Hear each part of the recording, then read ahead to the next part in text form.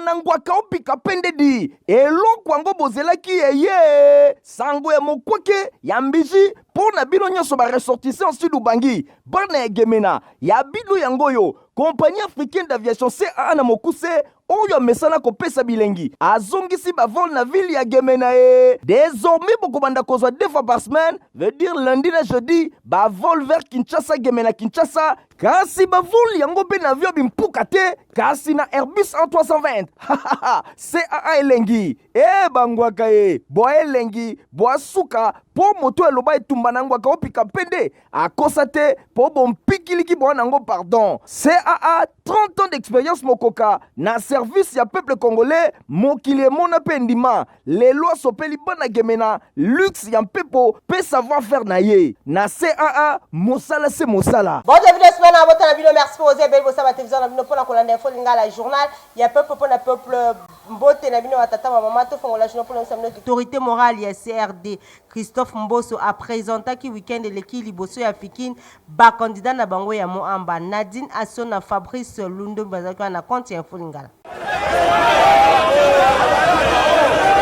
Cadre, pe militant ya CRD ya autorité morale Christophe Mbosso Nkodi Mpwanga batonda ki ebele liboso ya foire internationale ya Kinshasa et pa wapi bayaki koyoka message très important ya autorité morale na bango ezalaki occasion pour na CRD bayeba na ko présenter ba candidat na bango nyonso pour na circonscription électorale ya Moamba occasion epesamaki pour na Christophe Mbosso Nkodi Mpwanga autorité morale ko présenter moko na moko pe ko senga na bana nyonso ya Moamba ba pesa confiance na ba candidat na bango ya CRD pambate bazali vraiment na confiance na bango bayeba na kolukela chef de l'état Félix Antoine Tshisekedi Tshilombo majorité moko écrasante et soukaki wana te Christophe Mbosso Nkodi Mpwanga azwaki pe maloba kotalisa misala kitoko pe ya malamu oyo chef de l'état Félix Antoine Tshisekedi Tshilombo asali pe ba projet ya malamu oyo azana yango esengeli kopesa ye deuxième mandat pour a continuer vision na ye ndenge Christophe Mbosso Nkodi Mpwanga atalisi.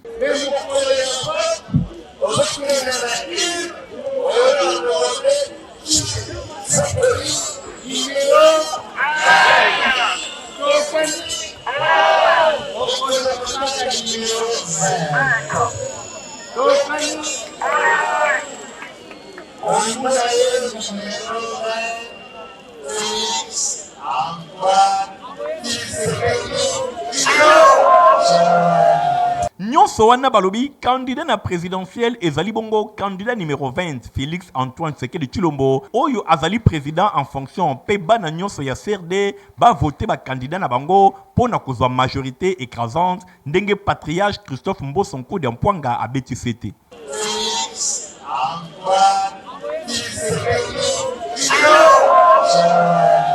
Candidat numéro 140 na Moamba P117 na Kisenso honorable Nerambungu Mbungu a passé un week-end encore très chargé. La Dylan du reportage.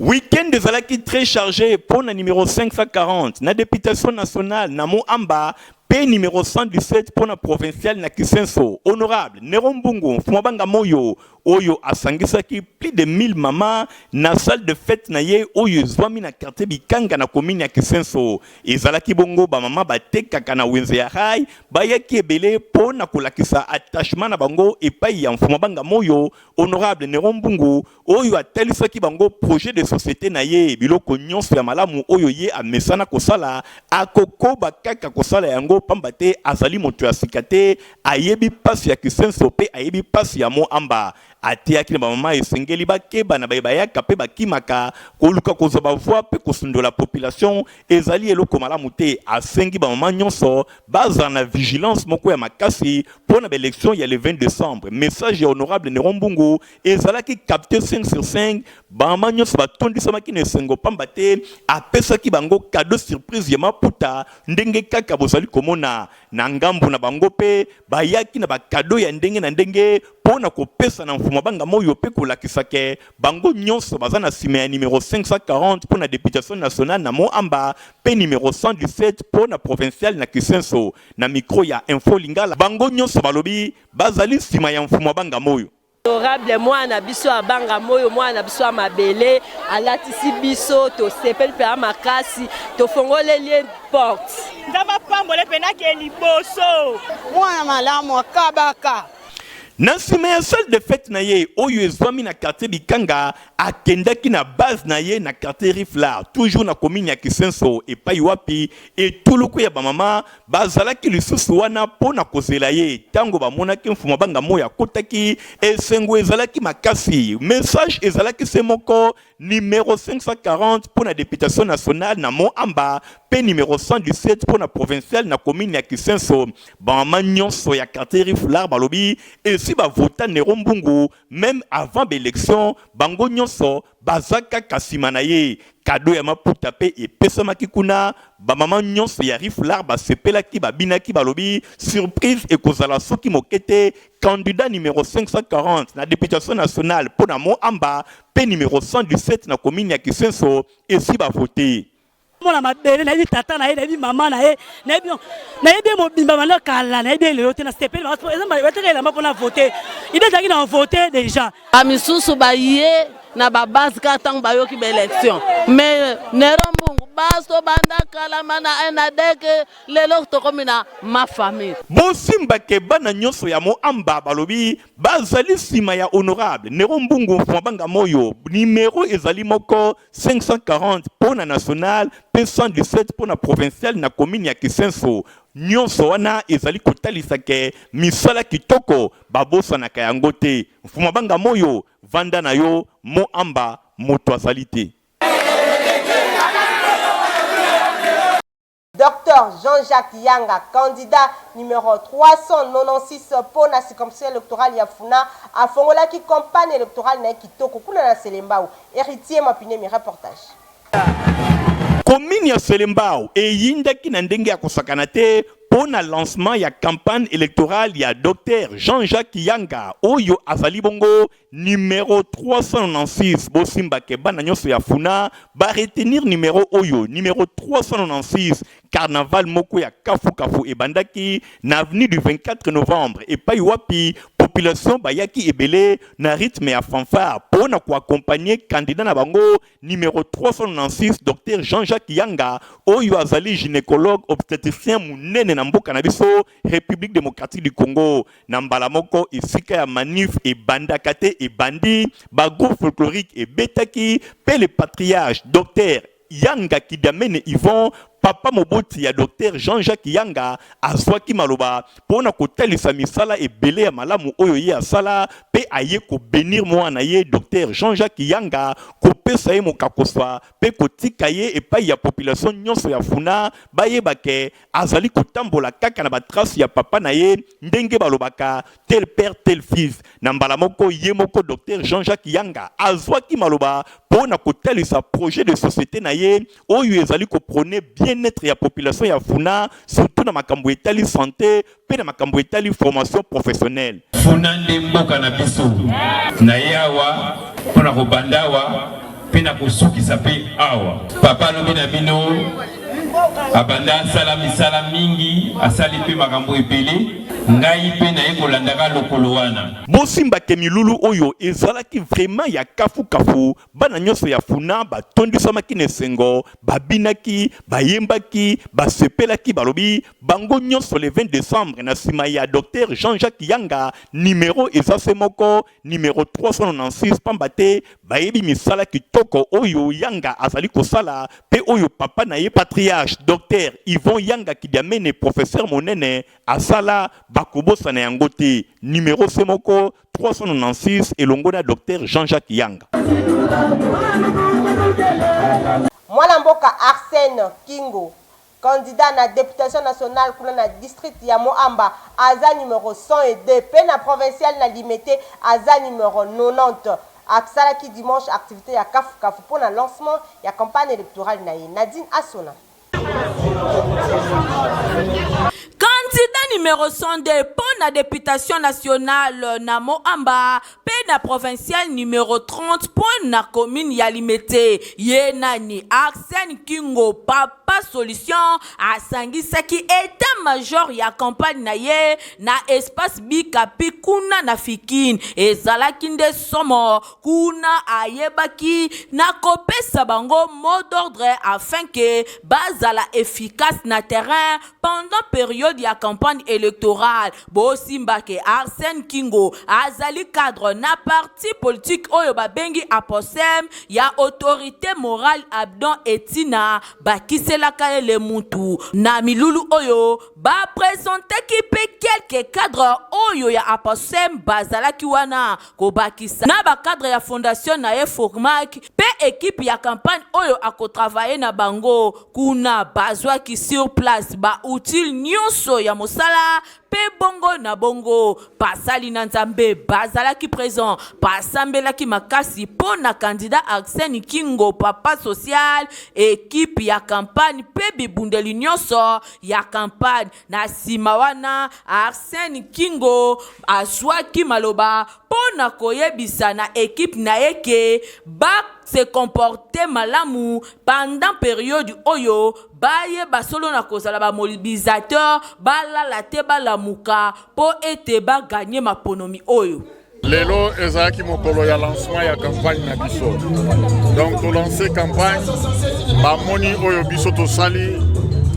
ba mona kapé oyo to salaka déjà avant même to sala candidat. Bongo la sima ezalaki nde ya koyinda pamba te ba cadre pe bato nyonso bazalaki wana bazwaki badon ya maputa na ba enveloppe ekuba. Mwana mboka Jessica Busa Nyamboyo aza candidat numéro 956 pona bana ya Tchangu nyonso apesaki message moko na population na ye. Nadina Sona reportage.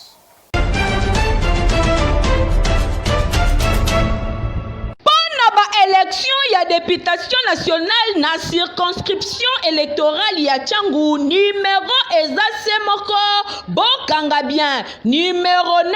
956 tolobi 956 ezali bongo mama Busa Nyamboyo Jessica mama motema malamu initiatrice ya fondation maboko ya Elikia yende azalaka na bana ya Tchangu pe bana ya Tchangu bapona ye pona misala kitoko asala kaka na esprit ya kosunga bato oyo ye azalaka na yango pona kotanga kaka yango esengeli kokoma livre kasi boyoka mwanda mbuna nzela ya fondation na ye maboko ya Elikia ba papa ba mama pe bilenge ya Tchangu ba vivaki mona meso bilembo ya candidate numéro 956 mama Busa Nyamboyo Jessica pona kosunga gratuité ya enseignement prôné et pas ya chef de l'état Félix Antoine Tshisekedi Tshilombo Fachi Beton ba école nyonso ya Tchangu bazwaka appui ya fondation maboko ya Elikia pona kosunga gratuité ekende liboso ba fourniture scolaire et pesamaka ya ofele tolobi bien ya ofele ko banda na 2020 2021 2021 2022 2022 2023 ba école ba sepelaka pamba te domaine ya kosunga ezali domaine privé ya numéro 956 boutique la ye yango pona kosunga population na auto-prise en charge awa ba maman bazalaki vraiment gâté yoka bien plus de 600 maman mobimba batekaka mapa bazwaki badon ya ba bassin pe abakiselaki bango ba fond oyo batekaka makala plus de 350 mobimba bazwaki basaki ya makala plus 250 oyo batekaka ba épices bango pe bazwaki ba fond ba maraîcheur bango pe abosanaki bango te yaboye ba mama balobi nini mwana wana nzambe apambola ye nzambe abakisa ye bisika nyonso ya kotia mosapi ye akende kaka liboso oyo azosala nzambe apambola mpe nakende liboso afuluka mpenza mama Jessica Buska tokotia ye maboko toza na nsima na ye mama bana ebele mama bana betike mama oyo azosunga baveve nzambe apambola ya pambola seko na seko nzambe apambole lisusu abakisa bato aboyata 5-6 na Congo. Oh, je pense que ceux qui bazali boye Congo ekobonga noki. Sourire ya mama Jessica Busa Nyamboyo etalisaka motema malamu oyo ye azalaka na yango. Candidate numéro 105 pour la députation provinciale ya Kalamu, Meli Mampuya Azala qui présentait Mikoleleki une église cité Bokine kuna na Yolo Sud. Igor Tingi Azaki on a compte info lingala. Mama Meli Mampuya, mwasi ya mayele, mwasi ya nguya, lokola mo Kristo malamu, ye abandaki campagne électorale na ye na église babengi cité Bokim, oyo ezwami na Yolo Sud na commune ya Kalamu, epai wapi ekamba makana pasteur Mendalu Kusa David. Kiltimoko ya kafu et salemaki epai wapi Mama Meli Mampuya mwasi ya nguya a participaki pona kotika campagne électorale na ye na maboko na Nzambe pe équipe ya campagne na ye mobimba enfin que Nzambe apambola ye. Pasteur Mendalu Kusa David azanga kite kosambelela ye elongo na équipe na ye mobimba pe kosenga na Nzambe ayeba na kopambola ye par rapport ya campagne électorale kino maponomi e kosalema. Nyonso wana ezali kotalisa ke Mama Meli Mampuya candidate numéro 105 azana vision ya développement pour la commune ya Kalamu. Ye azali bongo na députation provinciale asengi na bana nyonso ya Kalamu ba pesa ye confiance balanda bayebaya kate po bakende kasi ye azalaka tango nyonso pene ya population ayebi pasi ya bana Kalamu akolobela bango na assemblée provinciale. Bana Kalamu bo simba numéro oyo 105 numéro ya Meli Mampuya yende azali wana pona kosunga bino na vision ya développement.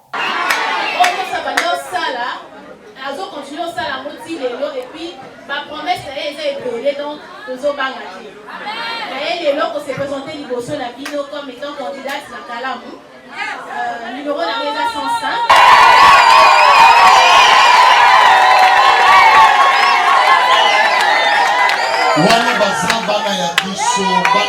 Professeur Dan Kuba Takana, candidat numéro 193 pour la députation provinciale ya Kalamu. Choix qui toko pour la banane sur Kalamu.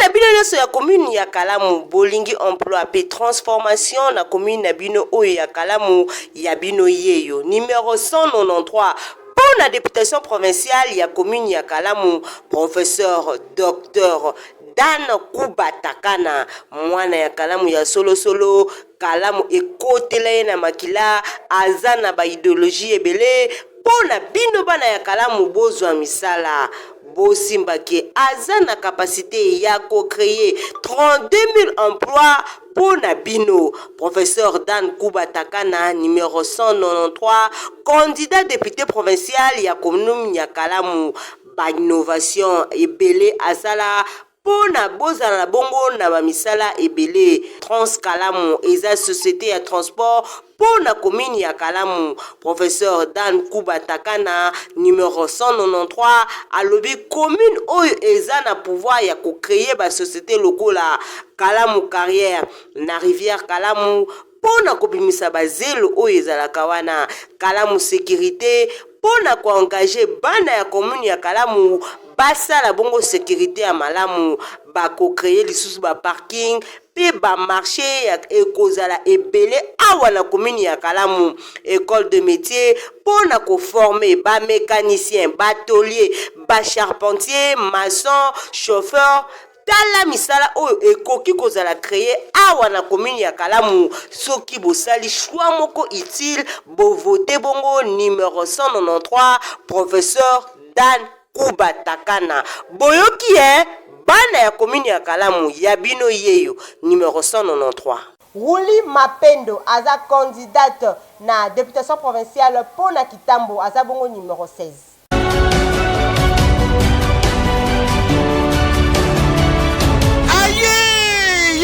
Ruli Mapendo Esther oyo aye kopesa solution na ba problème ya Kintambo bana Kitambo tala ya bino molobeli yeyo Ruli Mapendo Esther bon vote ye azali bongo candidate député provincial numéro 16 pe na municipal numéro 49 la reine de Kintambo ba problème nyonso ya Kintambo oye umelitango molai ezui solution grâce ya Ruli Mapendo Esther tala Kintambo ezali kaka na molobeli moko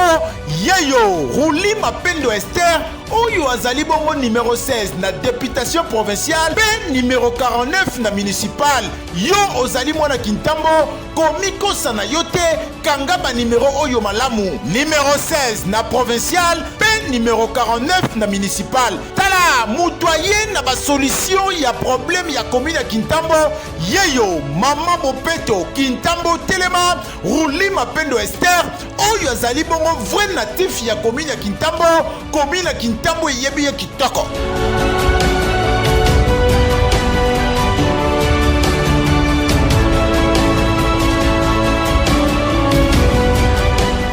Nangamu na Eric Mwamba, candidat na députation nationale pour na compte ya Tchangu Azabongo numéro 950. Reportage.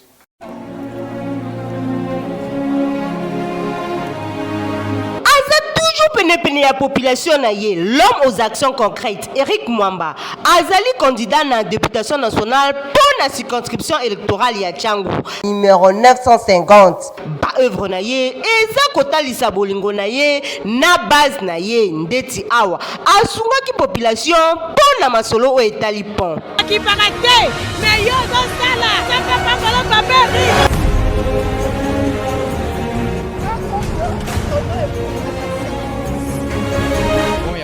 Mais to sérieusement pour ya tio parce que tio o ewita ngambu oyo ya régie des eaux nde bandoko servira biso to ngambu pour ya tio wende ya marché Fumukento ezalaki pe réhabilité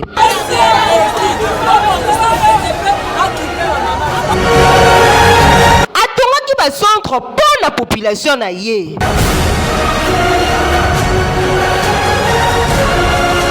nyonso eza kolakisa pe kotalisa ke mwana mboka Eric Mwamba cadre na AVC aza vraiment na souci ya population na ye. Numéro 950. Développement ya Tchangu na maboko na ye. Eric Mwamba candidat na députation nationale pour la circonscription électorale ya Tchangu. Mwana ya Tchangu ya solo solo et po wapi mutolo na ye bakunda. Candidat député national numéro 663, Longo Nzongo Alexis pour la circonscription électorale ya Tchangu, paix provinciale pour la commune ya Njili à l'ancienne campagne électorale na Kitoko. Reportage héritier Mapindin. Et yindaki mabe week-end eleki pour la lancement ya campagne électorale. Ya candidat numéro 663 pour la députation nationale na circonscription électorale ya Tchangu, P numéro 193 pour la députation provinciale na commune ya Kimbanseke ezali nani Longo Nzongo Alexis le docteur moto aye na ba ide kitoko pour la population ya Tchangu pe population ya Kimbanseke bosimba ke full etonda kina awa na flat Lwemba na commune ya Njili pour na kozela ye nambala moko tango babimaki véritable carnaval et salemaki ba fanfare ezali kobeta population nyonso balobi iyo tundimi candidat Longo Nzongo Alexis pour na ba ide kitoko azana yango basala kibongo véritable carnaval baleka ki banzela minene ya commune ya Njili kino na place Sainte-Thérèse et pa wapi foule et se rassembla ki le susu ebele koleka pour na koyoka message ya candidat numéro 663 pour la députation nationale na Tchangu P193 pour la députation provinciale na commune ya Kimbanseke apesa ki population message ya développement population nyonso ba yoka ki yango pe balobi ba kozala simana ye le 20 décembre Tchangu mobimba pe Kimbanseke mobimba bandimi bako voter Alexis Longo Nzongo pour na misala kitoko pe ba ide kitoko oyo ye azana yango.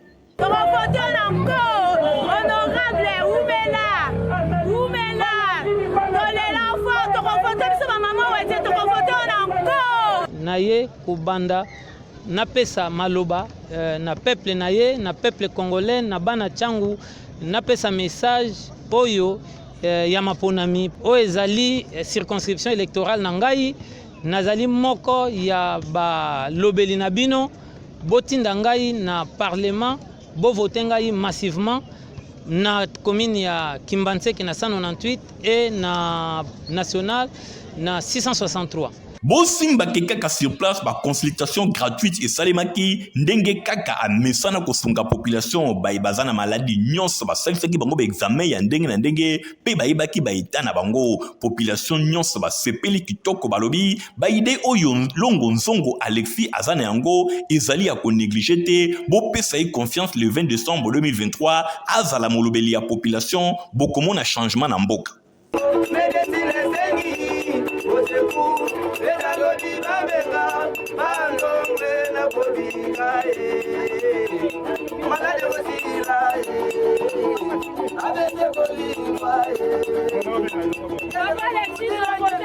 Candidat numéro 48 pour la députation provinciale ya Massina, Blanchard Dikambo, à Salaki Carnaval Moko ya Kafu week-end et l'équipe pour la lancer campagne électorale et dit Imbani reportage.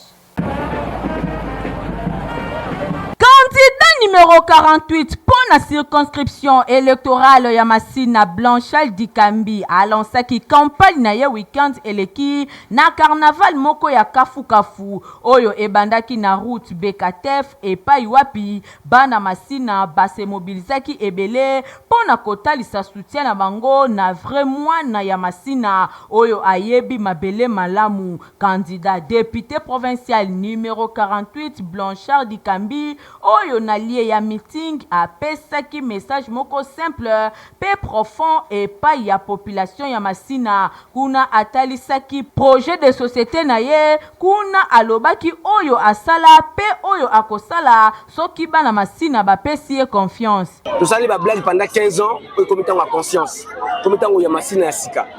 comité oyo tozo makama Massina na charge na maboko biso mobala Massina to lobela Massina nenga solo parce que tozuta mulai na ba distraction ça numéro 48 na yebi que ils a passé mais na bango rolonga pour la nini ngala age dans na kota na politique na kota politique te pour ça ba aventure na kota pété pour le babenga na la population ndenge na koti boy so bango ba pesi na confiance ba ko renouveler la confiance de temps en temps parce que pour travailler kaka na bango pour l'intérêt comme Massina Bosimbake etuluku ya bato oyo bayaki pona ko assister na lancement ya campagne ya Blanchard Dikambi et talisike numéro 48 Blanchard Dikambi alala na ye pongi bana Massina balobi mbala oyo yonde molobeli na bango na assemblée provinciale. Maître Junior Lututa, candidat numéro 350 pour Nabana ya Tchangu à la sortie campagne électorale na Kitoko. Christian Kengebeni, reportage. Candidat pour la députation nationale, na circonscription électorale ya Tchangu, Maître Junior Lututa Zamona, numéro 350 à Lansa Kibongo, campagne na ye weekend eleki na mobange na carnaval oyo bozali komona asangisaki ba base na ye bandaki na entrée ya njili ya liboso bakendaki tina place Komaf epai wapi fanfare ebandaki kobeta. Maître Junior Lututa Zamona elongo na ba base na ye bakabolaki ba papier pona kotalisa na population ke ba voter candidat numéro 350 Maître Junior Lututa Zamona oyo atondi na vision ya développement pour na district ya Tchangu et sengeli bana Tchangu nyonso ba pesa yi confiance na sima ya place Komaf. Junior Lututa, candidat député national ya circonscription à Tchangu pour le compte ya parti CPG et na regroupement AACPG. Na ye na Tchangu pour lancer début ya campagne na ngai na dimanche à lelo. Tozaki na ba préparatifs pendant toute la semaine ce qu'on le to lancer officiellement. Donc na bengi bana Tchangu nyonso va voter numéro 350, Maître Junior Lututa. Candidat député national valable, Wakolo Bela Tchangu, Ezara Yeyo.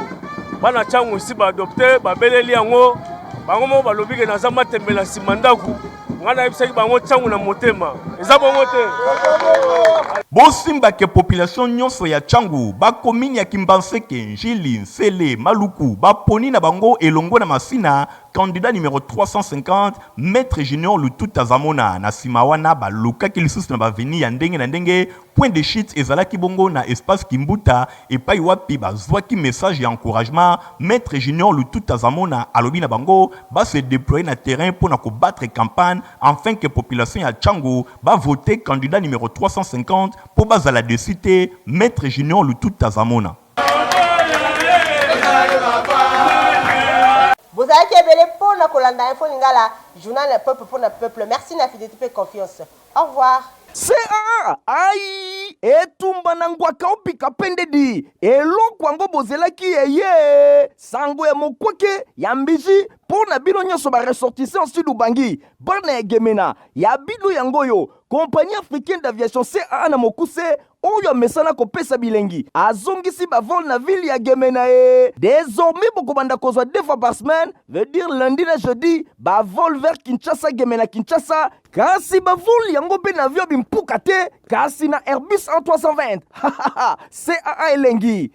bangwaka ye boa elengi boa suka po moto eloba etumba na ngwaka opika pende akosa te po bompikiliki boa nango pardon. CAA 30 ans d'expérience mokoka na service ya peuple congolais mokili emona mpe ndima lelo asopeli bana gemena luxe ya mpepo pe savoir faire na ye na CAA mosala se mosala.